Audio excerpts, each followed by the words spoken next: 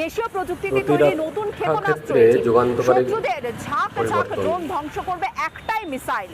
সফল পরীক্ষামূলক উৎক্ষেপণ করা হলো শত্রুদের জম এই ভার্গবাস্ত্র। ড্রোন হামলা ঠেকাতে নতুন হাতিয়ার ভারতের কাছে। এই ক্ষেপণাস্ত্র তৈরি হয়েছে দেশীয় প্রযুক্তিতে। আরো উন্নত হবে আকাশ প্রতিরক্ষা ব্যবস্থা। প্রায় 2.5 কিলোমিটার পর্যন্ত গতিবিধি শনাক্ত করতে পারবে।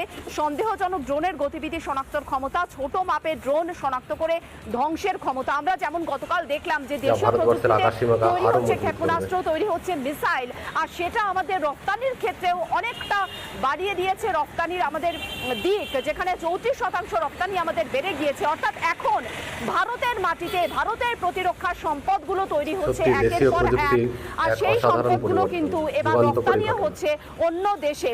সেই জায়গায় দাঁড়িয়ে আরো একটা অস্ত্র আমাদের হাতে, দেশীয় প্রযুক্তিতে তৈরি আত্মনির্ভর ভারতের জলজ্যান্ত উদাহরণ ভার্গবাস্ত্র।